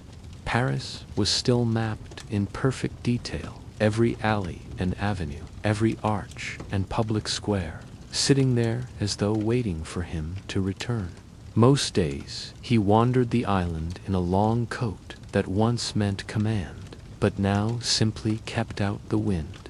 The people of Elba greeted him with a mix of awe and pity, some of them pretending not to look, others bowing awkwardly, unsure what form of respect remained appropriate for a fallen emperor. He acknowledged them all with a small nod, but rarely stopped to speak. Conversation felt hollow here.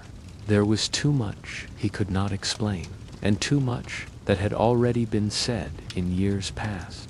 When the world still listened, and the world still obeyed, the paths of the island were winding mostly dirt and trailed off into citrus groves and outcroppings of stone. He walked them slowly, each footstep deliberate, yet his mind remained distant, lodged in the web of invisible connections that stretched across Europe. From a bench under a fig tree, He would open the device and trace his fingers along the routes into France. The coastal inlets, where ships might dock unnoticed, the mountain passes between Genoa and Nice, the quiet towns where rumors might spread before soldiers arrived. It was all still there. Time had not erased his knowledge. If anything, the long silence of exile had only sharpened it. At night, when the waves pressed gently against the harbor wall, he sometimes stood alone by the edge of the docks and looked west. France could not be seen from here, but the idea of it floated just above the water, a shape more emotional than geographic. The screen showed him all the roads he once rode, the cities he once controlled, and the fields that had known the march of his armies. But it did not show how those places felt now. It could not describe how people had changed, whether their hearts still remembered his name with pride or had twisted it into something bitter and remote. The emperor, though the title felt thinner now, kept notes, not declarations, not grand strategies, but quiet observations recorded in the small hours by lamplight. He wrote down the ferry schedules of Corsican fishing vessels, the habits of dockhands, the creak of certain ships as they leaned into the harbor wind. He recorded how long it took for a rider to cross the spine of the island on a mule, how many minutes passed between cannon drills from the local militia, and how often couriers passed through town on their way to Tuscany. It was not obsession. It was preparation. The device, in its strange neutrality, offered him no judgment. It merely revealed, even now, long after the crown had been surrendered and the tricolor flags had fallen quiet in his absence, it continued to respond to his touch. Each flick of the screen brought him closer, not to fantasy, but to potential. The screen became not a relic of power, but a mirror of the possible. He would stare at the outlines of the Tuileries, zoom in on the Place Vendôme, follow the lines of traffic where none yet flowed, and imagine, was this what it meant to see too much, to know every fork in the road and still not be able to step onto it? His old confidence, once unshakable, now flickered like candlelight in wind. Elba was not a prison in chains, but in distance. And distance, he was learning, had its own form of cruelty. The people here did not challenge him. They served him kindly, respected him out of habit more than fear. But they did not understand the weight that still clung to his chest. The map showed bridges. It did not show burdens. Yet the idea refused to leave him. What if he returned? What if the path back to France was not closed, but simply ignored? He studied the patrol schedules of British ships. The Royal Navy, ever proud, had not expected movement.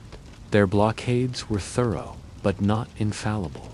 There were pockets of time, small lapses in vigilance, where a single vessel might pass without notice.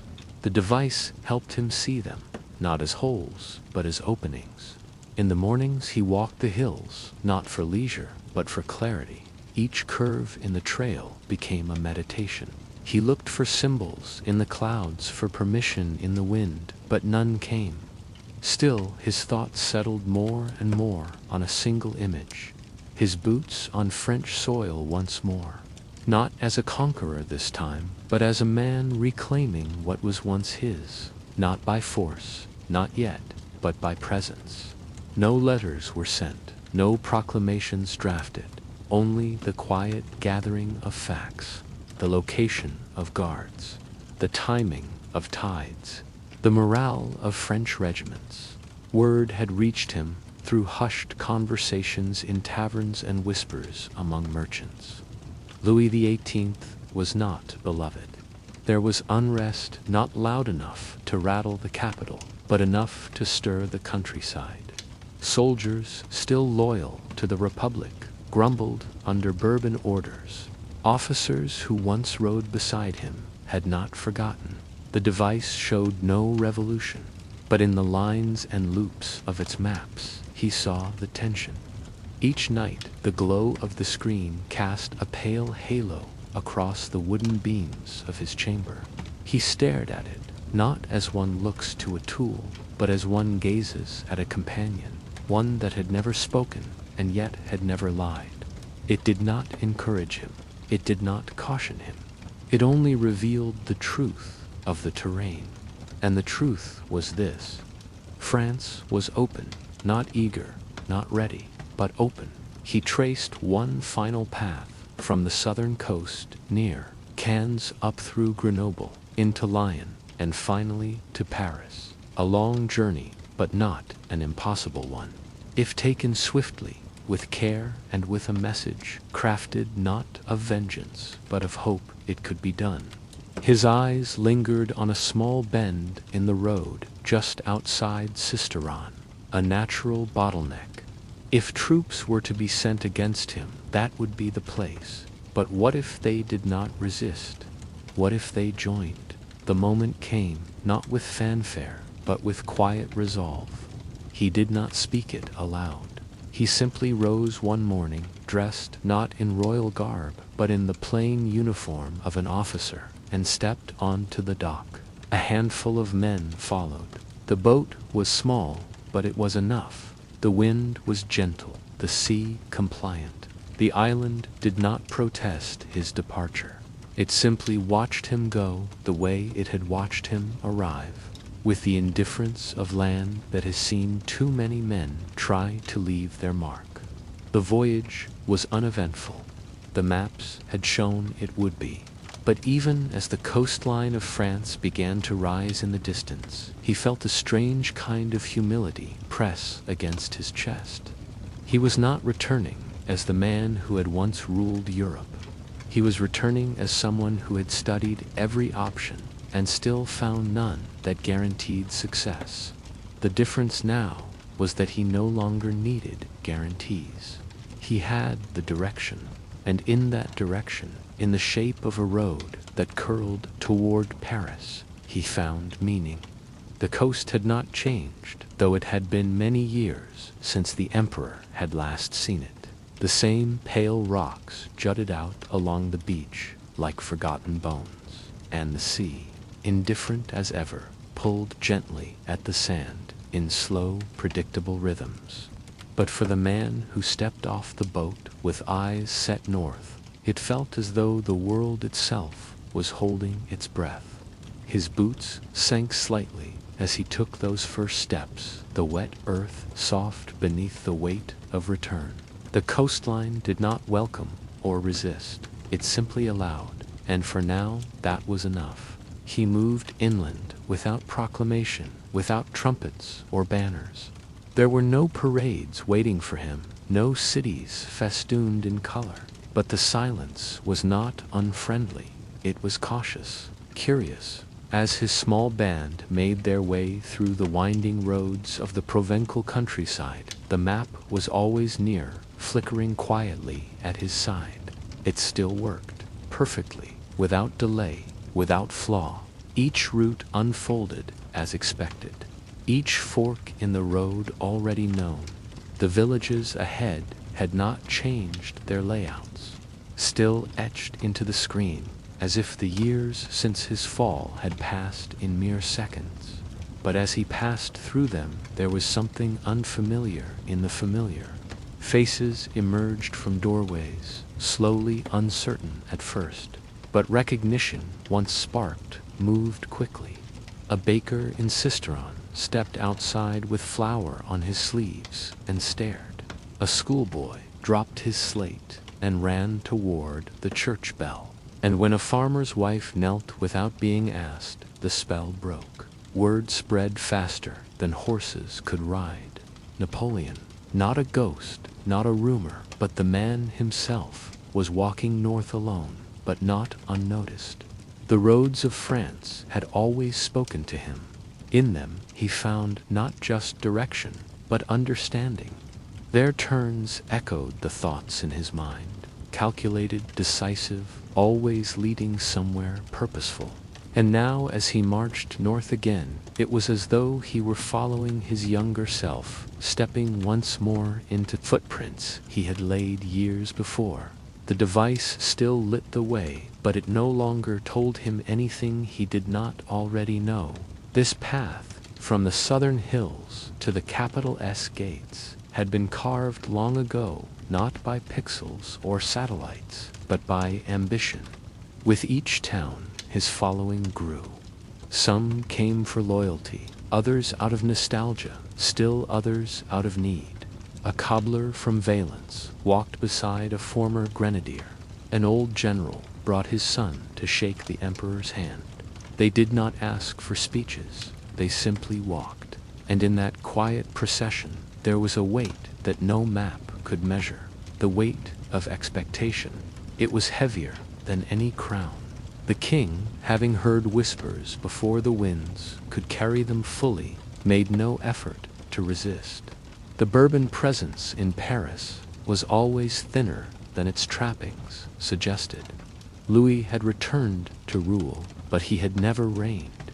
When the news came that Napoleon had landed and was advancing with each passing hour, the court chose retreat over confrontation. By the time the emperor reached the outskirts of Paris, the palace was already empty, the scent of fresh ink still lingering in the rooms. Where orders had been hurriedly written and discarded, Paris did not erupt, it inhaled. And when Napoleon stepped once more into the Tuileries, it exhaled slowly, as if unsure whether to embrace the moment or fear it. The people had not forgotten him. The streets still remembered his gait. But even as the crowds gathered and the cheers rose, he felt it. A quiet, uneasy undercurrent, not of opposition, but of time. He returned, not as the man who had first risen through the ranks with revolutionary fire in his lungs, nor as the emperor who had bent Europe to his will. He returned as something else. Older, quieter, a figure whose presence spoke more of memory than momentum. The map still lit up Paris with the same precision as before. Its lines remained unbroken, its streets unchanged. But for the first time, it felt less like a compass and more like a mirror. Each evening, in the solitude of his study, he would place the device on the table and watch it silently. The glow was softer now, not because the screen had dimmed, but because his eyes saw it differently. Before, it had been an advantage, a gift that gave him sight where others stumbled in the dark. Now it seemed to reflect something else entirely. He could still trace the best roads, still calculate movements with perfect clarity, but the knowledge no longer brought comfort, it brought questions. Had he returned because he must, or because he could not resist the pull of unfinished stories? Was this resurgence an act of vision or one of vanity? The roads stretched ahead, but they were roads he had already walked. There was no mystery left in them, only the faint scent of repetition. And yet he followed them just the same. The 100 days unfolded like a play whose actors knew their lines, but not their ending. Orders were issued, alliances rekindled, plans drawn up with the same meticulous care that had once reshaped the continent. The device rested at his side through it all, not just consulted, but carried as constant as the hat he wore. It still gave him edge, still mapped troop placements, still predicted delays before scouts could report them. But something had changed in the way he used it. It had become a habit rather than a lifeline. He rode to the north toward Belgium with the confidence of a man who had walked this path before, because he had. The villages they passed had not grown much. Some houses had been repainted, some roofs patched, but the air smelled the same. It smelled like wheat and wood smoke, and somewhere deeper in its layers, like memory. Locals waved, children pointed. Yet there was hesitation behind the cheers, as if the countryside itself remembered the cost of his last campaign and was not quite ready to pay it again. The army was leaner now, though no less loyal. Many of the faces were new drawn from the youth who had grown up under stories of his glory. They marched eagerly proud to be part of a tale their fathers had spoken of with reverence. But among the older officers, those who had stood beside him at Austerlitz and Wagram, there was a different energy, not doubt. They would follow him still, but a kind of weariness.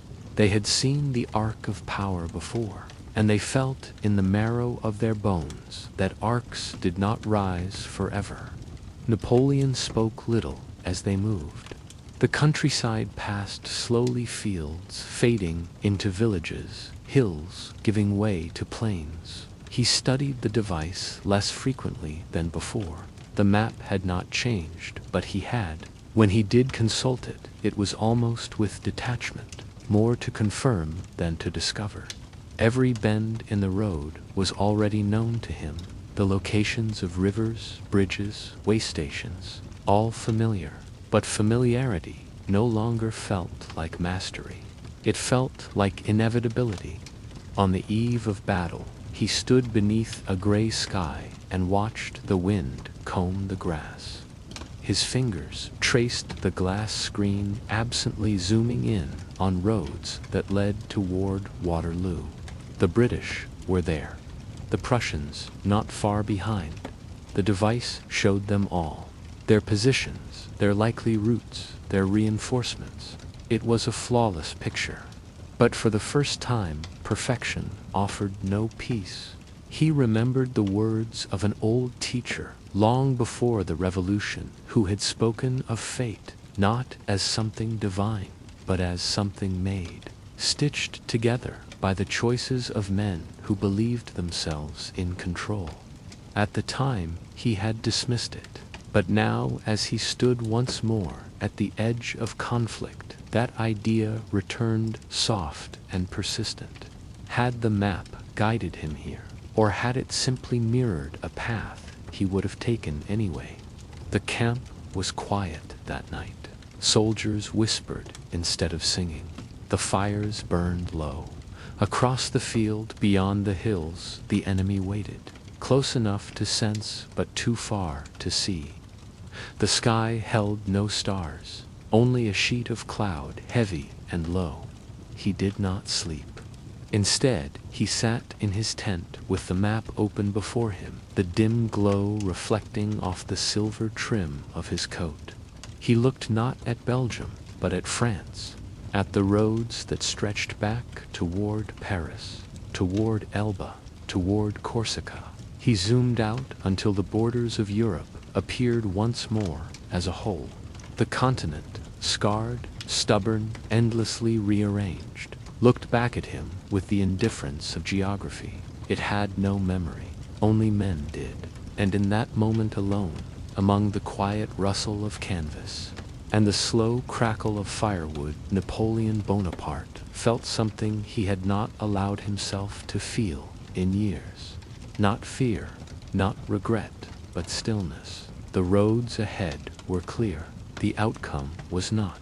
And the device which had once seemed to hold the future in its palm now simply showed what was there, not what would be. The morning had come in slow dragging, behind a blanket of wet mist that clung to boots, cloaks, and cannon wheels with the same stubborn weight. Water pooled in the low spots of the field, and the mud was not new. It was old mud, churned by hooves and heels, slept on by cold soldiers, and brooded over in silence by generals who knew too much about the soil to mistake it for neutral ground. He stood still for a long while, at the edge of the camp boots, darkened with damp hands tucked behind his back, not yet lifting the device. There was nothing to gain by rushing. The map would still be there. He opened the screen only once the first roll of thunder came, not from the sky, but from the awakening movement of an army, shaking itself into readiness. The field unfolded beneath his thumb, as familiar as any page he had ever read. The slope was gentle, but not meaningless. Hougoumont stood firm, framed by small woods and hedgerows, its shape clear on the screen. He zoomed closer, tracing paths toward the farmhouse walls. His men would go there first. He marked the ridges beyond, where Wellington's forces would form, and beyond that, still the curling roads that might carry Prussian reinforcements. He had already studied them.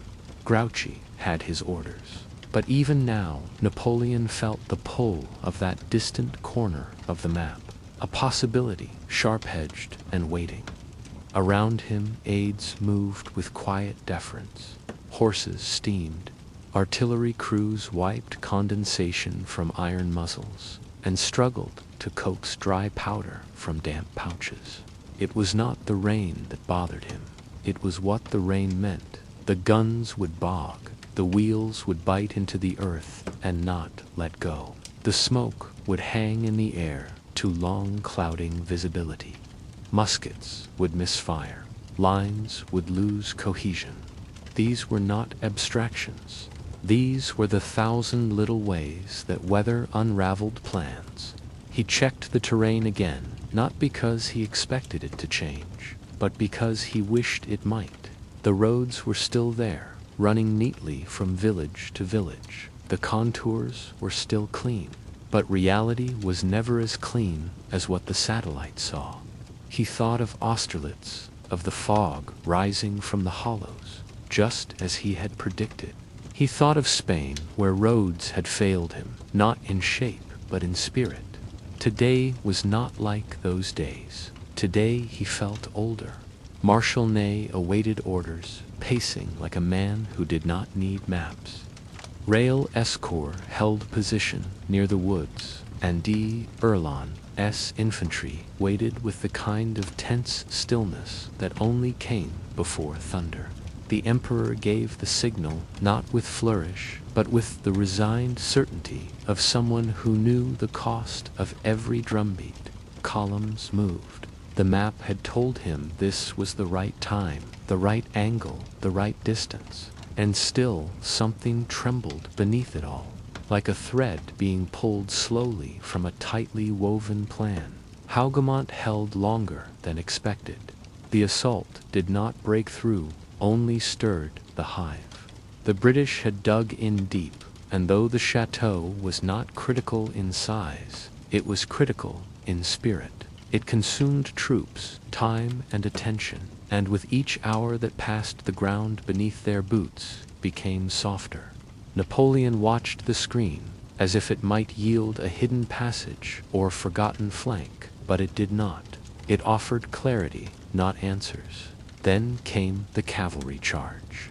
Ney, bold and burning, sent wave after wave across open fields, hoping to break the British center. From the map's vantage, the movement was elegant, lines of motion fanning out in arcs. But from the field, it was chaos. The British squares held firm. Horses fell. Riders crashed. The sun, which had finally broken through the clouds, did nothing to dry the blood. The screen dimmed slightly in the brightness, and Napoleon adjusted its angle with one hand the other, shading his eyes as he watched the living mirror of what the map predicted. The British were exactly where he had expected. The Prussians, however, were not. He had thought they would be delayed longer. Grouchy had been sent to intercept, but the map, for all its insight, did not account for improvisation. The blue lines of enemy reinforcements began to snake across the screen, arriving not in the night as hoped, but in the late afternoon, just as the tide could still have been turned. Napoleon stared at the names on the screen. Plancenoit Papelotte, La Haye went, and then looked back at the horizon, where smoke rose, where cannons faltered, where reserves had already been committed. He zoomed in and out, without speaking his finger, tracing possibilities that had already closed. The map still functioned. It still showed everything. But it no longer gave him comfort. It no longer gave him the edge. The Imperial Guard, once his final word, was committed late in the day. Their movement across the field was slow, deliberate, proud, but pride could not stop bullets. Their formation crumbled. Rumors of retreat began to flow faster than messengers could run. And as dusk crept in like a long exhale, Napoleon looked down once more at the screen in his lap. Every road still gleamed. Every name was still spelled perfectly. The world had not changed, but he had. He no longer saw strategy in the lines. He saw failure unwinding itself, step by step, hour by hour, in slow and irreversible descent. He had followed the map faithfully, trusted its patterns, obeyed its logic, but the day had not followed him back. The horses began to withdraw. Orders became whispers. Muskets fell silent. The field, once so full of sound, began to empty. Men walked, some limping, some looking back too often. Napoleon remained seated for a while longer, hands resting on his knees, the device dim now in the twilight, but still glowing faintly. He tapped the screen once, not to navigate, but to see if it still responded. It did.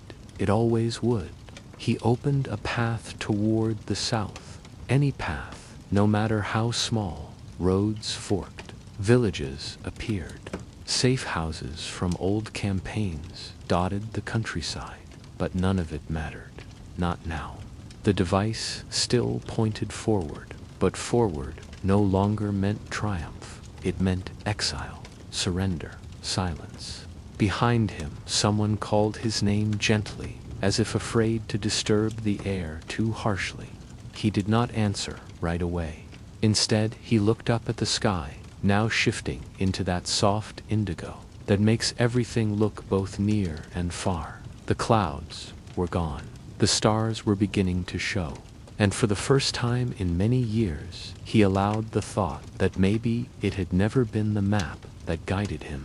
Maybe it had only ever been the dream of conquest, dressed in the illusion of certainty. He closed the screen and slipped the device back beneath his coat. It rested against his chest, warm still, like a heartbeat trying to keep up. The men around him were already mounting horses, forming lines that would vanish into the night. He remained a moment longer on the hill, memorizing the field. Not as a soldier, not even as a strategist, but as a man who had once believed that knowing the way was the same as controlling it. The mud was thick beneath his boots as he finally rose. And though he walked with purpose, there was no longer any rush. Glory was behind him now, somewhere on the other side of the battlefield, unreachable by any road. The map had shown him everything. Every route, every fortress, every port. But it had not shown him how to stop. And so, for the first time in a long time, Napoleon Bonaparte walked forward without consulting it at all. The sea was not quiet. It rarely was near St. Helena. It breathed in heavy pulses, restless and deep, brushing up against the rocky cliffs, like it meant to carry them away piece by piece, though it had all the time in the world to do it. The wind swept through the sparse grasses with a voice of its own, sometimes sharp and high, sometimes slow and guttural, but always present. That kind of wind did not just fill sails, it filled days, even when there were no sails left to fill. The former emperor had arrived not with triumph, but with the kind of silence that settles after everything else has fallen away. There was no ceremony, no grand hall to welcome him, no crowds pressed along the road. Only the distant sounds of seabirds and the creak of old wood as his boots touched land. The soldiers who escorted him did so without fanfare, their orders clear their eyes, carefully neutral. St. Helena was not a place for beginnings. It was where the world forgot you. Longwood House sat like a stubborn idea clinging to the earth. It was not grand, and it was not meant to be. A few rooms, a low roof, some windows that let in more wind than light. There were no boulevards, no courtyards lined with men waiting for orders. There was only the rhythm of days stretching forward, each nearly indistinguishable from the last, marked by meals, letters, and the occasional moment when memory pulled harder than time. In the beginning, he kept the device close, not openly, not like before. It was no longer a tool of statecraft or conquest, but something quieter. A private possession tucked away in a drawer near his desk under a stack of neatly folded linens and old campaign medals he no longer cared to display. At times when the house had gone still and the night wind turned colder, he would slide open the drawer and lift it into the faint candlelight. The glass still polished, the glow unchanged. His fingers no longer moved with the certainty of command. They trembled slightly, not from fear, but from the slow, patient erosion of age and distance. He would zoom in gently, first to Paris, always to Paris, and sit in silence as the city bloomed beneath the glass. The streets were all still there. The banks of the Seine, the arcs of the grand boulevards, the old palaces and markets. He followed the lines like a reader following a story he had once written, but could no longer remember all the words to. From Paris he would drift south, sometimes to Toulon, where ships once waited in neat rows, sometimes to Milan, where his promises of liberty had echoed louder than cannon fire, sometimes to Vienna, where the gloved hands of diplomacy had tried to wrap around ambition, and then to the small towns Ajaccio, where he was born, and Brienne, where he learned to march, and Lodi, where he first felt that thrill of precision, that strange knowledge that came when your mind moved faster than the world around you. But the map no longer answered him. It showed no loyalty, no regret. The cities remained, but they did not turn toward him when he looked. They did not bow. They did not ask for him. It was like watching a stage from behind a curtain you were never meant to pull back again. The screen glowed, but it did not warm. On some afternoons, when the sky turned the color of dull iron and the clouds hung so low they brushed the hills, he would sit by the small window and try to write. Not orders or proclamations, but thoughts, fragments, unfinished sentences. He wrote about Marengo and Yana, but also about more ordinary things. The sound of drums in the morning fog, the ache in his leg. When he rode to Long the way silence fell across a camp just before dawn. He wrote in notebooks page after page, sometimes with no punctuation, as if afraid to stop and be interrupted. Occasionally he returned to the same question. Had he led the map, or had the map led him? In the early days, when the device had first become part of his strategy, it had felt like revelation, a perfect eye, a patient advisor. It saw things even his most seasoned scouts could not. But now, with the campaigns behind him and the streets no longer waiting, he wondered if perhaps he had followed it too faithfully, trusted too completely. Had he become a servant to certainty, to the illusion of control? Was every victory a result of genius, or simply a well-timed signal glowing from a device that knew just enough to push him forward one step at a time? The sea outside his window had no opinion. It moved like it always had. It carried nothing and everything in its tides. Some nights, when sleep came late, he would listen to it with his eyes closed, trying to remember what silence had sounded like before the world began demanding so much of him. He did not show the device to the others, not to Montholin, not to Bertrand, not to the doctor who asked too many questions. It was not that he feared they would take it. It was that it no longer felt like something to share. It had once been a crown. Now it was a mirror. Sometimes he wondered what might have been different without it. If the hills of Austerlitz had been hidden in mist, instead of appearing clear beneath his fingertip. If the roads of Spain had remained confusing, unknowable, tangled. If Moscow had been distant enough to resist temptation, would he still have risen? Or would the world have passed him by, unmarked by his ambition? He did not know. That was the part that stayed with him long after the cheers had faded and the medals had lost their shine. The not knowing, the possibility that he had not shaped the world but simply ridden it like a river already flowing. And if that was true, if everything had always been written, not by his will, but by invisible lines and tiny pins on a glowing screen, then what had it all been for? Yet he could not hate it. He could not cast it away. The map had shown him the world. It had expanded his reach. It had given him answers when he needed them most. And even now, in exile, it remained the last thing that still listened without speaking. In the quiet hours, with the house still and the oil lamp burning low, he would open the drawer again, not for strategy, not for memory, but for something softer. He would open the map and find the island where he sat, and then slowly, carefully zoom out. The hills of St. Helena would shrink into green specks. The waves would blend into soft bands of color. Africa would reappear, then Europe, then the whole world spread out like a parchment waiting for a quill.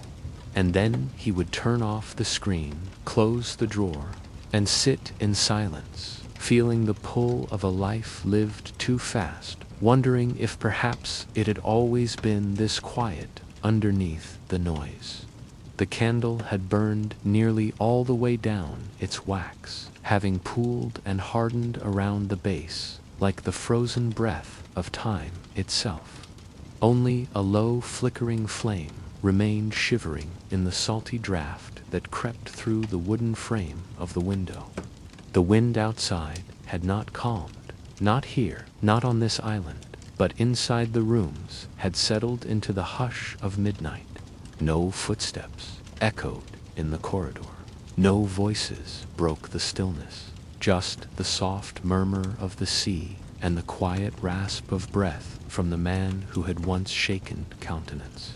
The screen lay beside him again, right where he had placed it earlier in the evening. After one final charge of curiosity had pushed his fingers to wake it, it responded, of course, always did. The light poured out across the wool blanket draped over his legs, casting a soft square of color onto the pale walls of longwood. It looked almost like a window that opened not onto the Black Sea and the misty cliffs of St. Helena, but onto a world that no longer asked for him. He did not search for Paris that night, not the grand arches or wide boulevards, not the bridges over the Seine or the palaces where he once paced while ministers waited for his word. He had seen those places enough. He did not need the screen to remember the way the floorboards groaned in the Tuileries, or how the stone of Fontainebleau held the cold long into spring. Instead, he zoomed into a village so small, even the device hesitated before offering detail. A place somewhere in Brittany, perhaps. Or maybe the foothills of the Pyrenees. The name did not matter. He had never been there. The streets were narrow. Just a few homes with slate roofs clustered around a well. A chapel stood on one end, its steeple modest, casting a shadow no longer than a haycart. He imagined the sound of bells on a Sunday morning, the smell of warm bread wafting from the bakery that probably sat beside the square. There would be children too, barefoot in the summer, chasing chickens or skipping stones along the ditch. No armies had ever marched there. No treaties had been signed beneath its eaves. The world did not remember it. But on the screen, it was there just as vivid as Moscow or Madrid. He tapped another location, this time somewhere inland, nestled among rows of farmland that stretched outward like the ribs of a resting animal. Another town he had never passed through. Another cluster of lives that had grown and folded and spun stories entirely without him. And yet, even in their quiet obscurity, they felt full, complete in a way conquest had never quite managed to be. He studied the roads around them, the little lines that curved and branched and meandered toward no particular destiny. Some ended abruptly, some bent toward other towns. Most just carried on, indifferent to whoever followed them. Outside the window, the sea continued its endless chant against the stone. The waves did not care for empires. They struck the shore with the same rhythm they had known before he was born, and would continue long after his name faded from lips and books alike. He listened to it. Now not as a ruler, not as a prisoner, but simply as a man nearing the end of the road. A road not shown on any map. His hand, once so certain, hovered above the screen, unsteady but deliberate. He tapped a final location, a long, narrow road through the Bavarian forest. He had ridden it during his first campaign back when his name was still strange on foreign tongues and his uniform too clean for a general. The path had curved along a ridge, and he remembered the way the mist had curled upward through the branches like smoke. That morning had smelled of pine and gunpowder. A century might pass, he thought, and that road would still look the same on the map. But no screen could bring back the quiet moment before the first shot. No interface could explain what it felt like to wait with everything hanging in the balance. He set the device gently on the table beside him, its light dimming, slowly fading, like the firelight reflected in the brass of an old sword that had not left its scabbard in years. He did not power it down completely. He let it rest, just as he now began to do. His eyes remained open for a while longer, not searching anymore, but simply watching the darkness deepen around the frame of the room. Somewhere above, the stars blinked unbothered by wars or titles or memory. He could not see them from where he lay, but he imagined they looked the same as they had above Austerlitz or above Elba, or even Corsica, the same points of light, unmoved by glory or grief.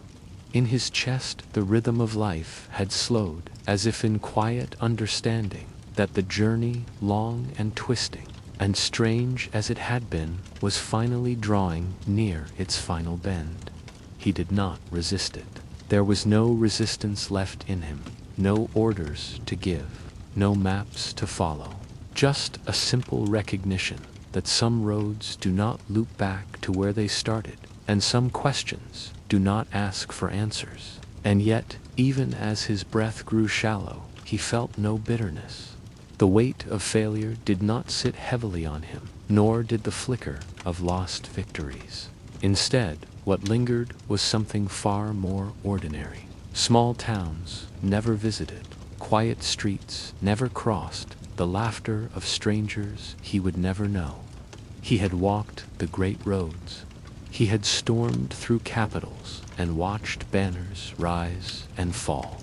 But now, on this final night, it was the roads he had not taken that held his thoughts. He closed his eyes as the screen dimmed to black beside him.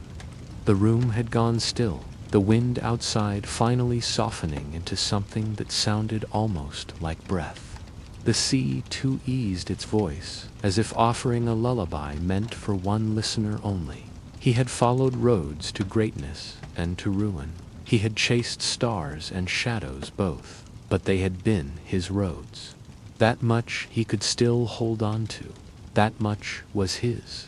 And with that thought, he drifted, not into sleep, for sleep had already wrapped him in its hush, but into something even deeper, a stillness beyond maps, beyond borders, beyond time, a place where no coordinates were needed, a place where at last the emperor could rest.